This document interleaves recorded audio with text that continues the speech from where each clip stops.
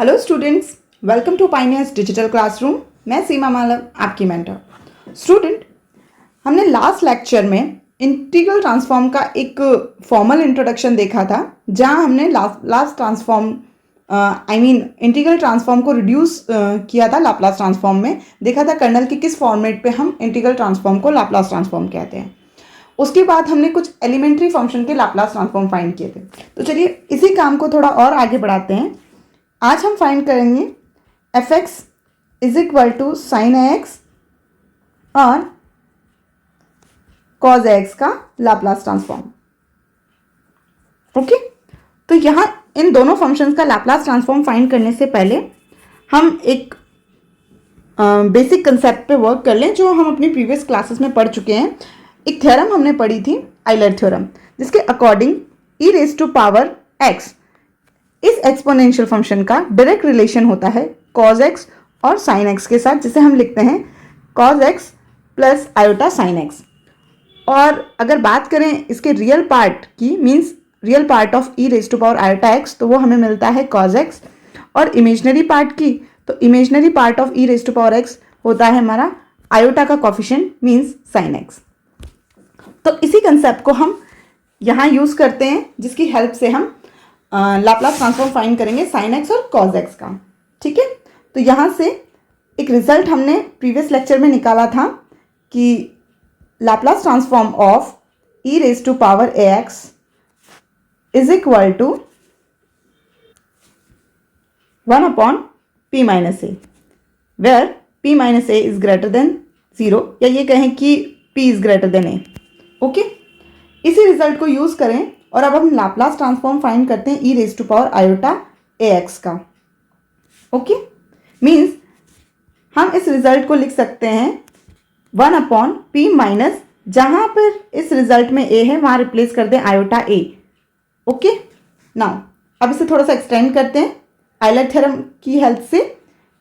इसे लिखेंगे हम cause A x plus iota sign a x.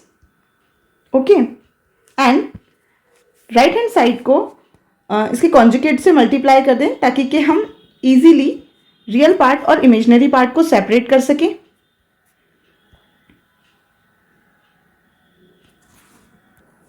Now अब हम सेपरेट करें इसके रियल पार्ट और इमेजिनरी पार्ट को, means Laplace transform of cos A x is equal to real part of right hand side, which is equal to p upon p square plus a square.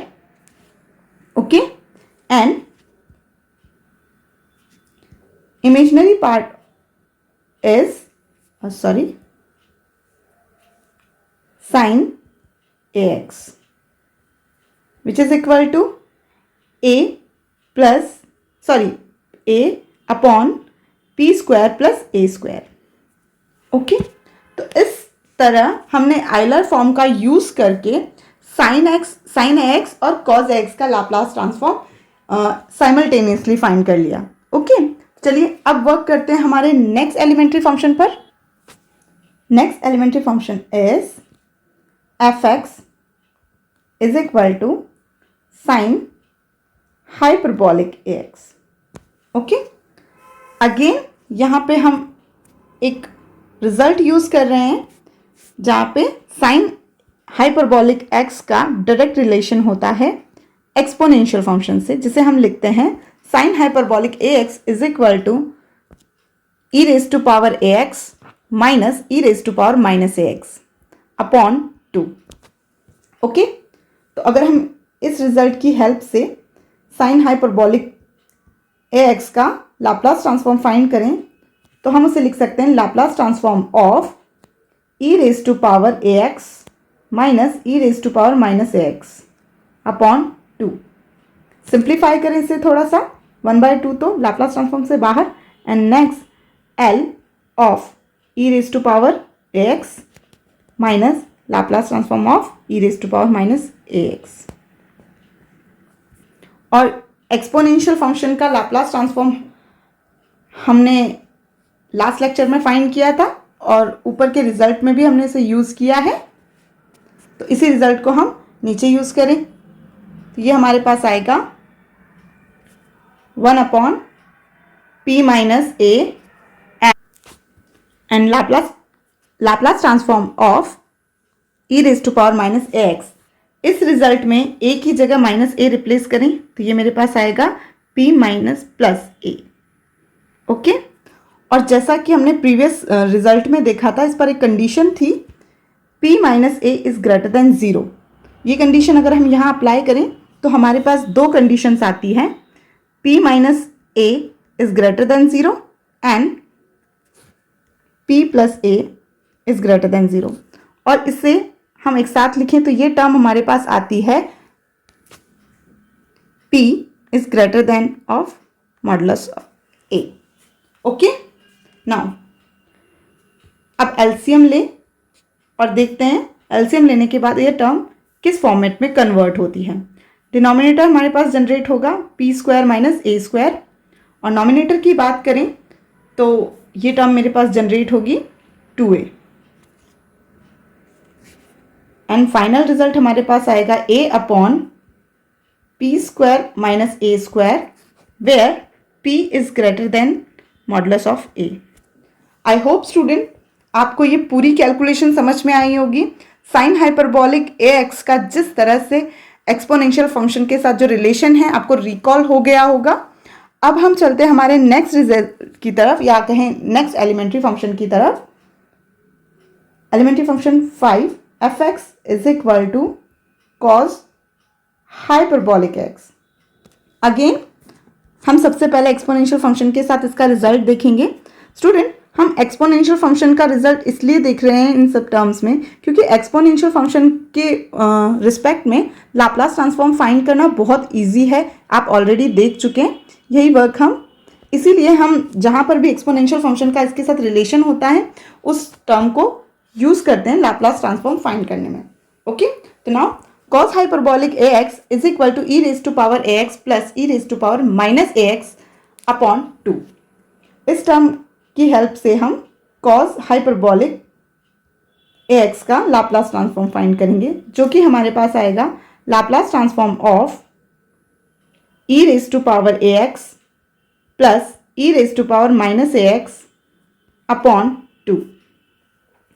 Okay, now 1 by 2 Laplace transform of e raised to power ax plus Laplace transform of e raised to power minus ax, and again Laplace transform of e raised to power ax, which is equal to 1 upon p minus a plus 1 upon, इस result में a की जगह minus a replace करें।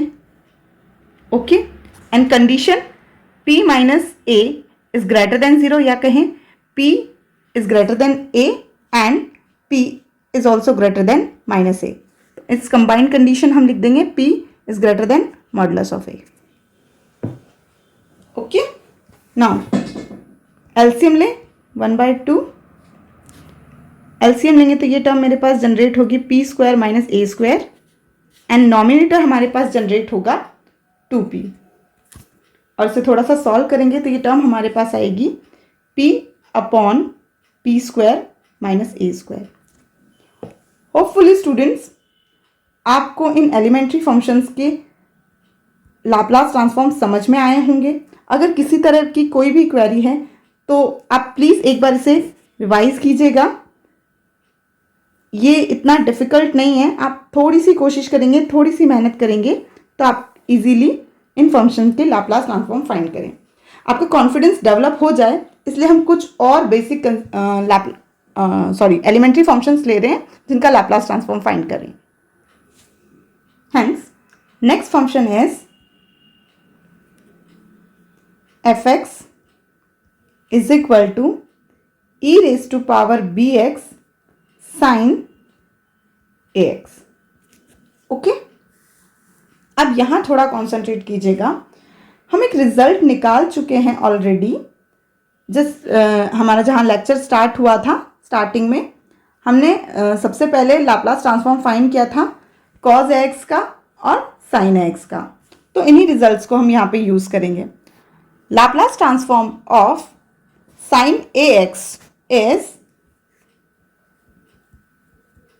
Laplace transform of sine a x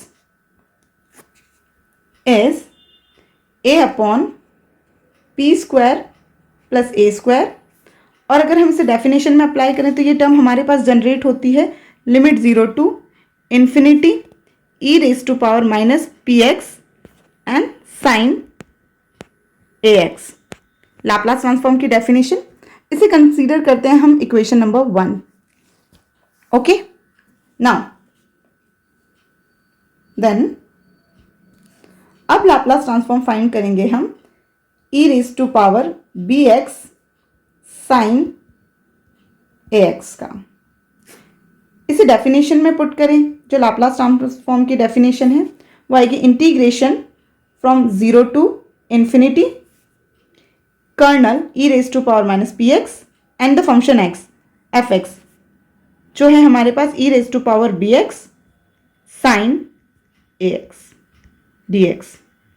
okay, simplify करें इसे थोड़ा सा तो ये टर्म हमारे पास जनरेट होती है limit 0 to infinity e raise to power minus p minus b x sine a x d x. Okay, इस रिजल्ट को अगर हम कंपेयर करें इक्वेशन 1 से तो हम ये देखेंगे कि इसमें जो मेन डिफरेंस है वो एक्सपोनेंशियल फंक्शन की पावर में है, बाकी सारी टर्म्स सेम है। मीन्स जहां पर इस इंटीग्रेशन के रिजल्ट में p टर्म आती है वहां हम उसे कन्वर्ट कर दें p माइनस बी में।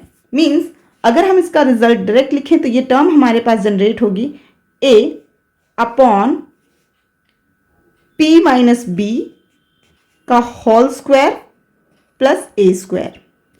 जहां जहां पर टर्म p थी इस रिजल्ट में हमने उसकी जगह पर p माइनस बी को रिप्लेस कर दिया। ओके, होपफुली आपको रिजल्ट समझ में आया होगा। तो एक लास्ट एलिमेंट्री फंक्शन का लाप्लास ट्रांसफॉर्म मैं आपको घर के लिए देती हूँ, आप होमवर्क में इसे ट्राई कीजिएगा। Laplace transform of f x is equal to e raise to power b x cos A x.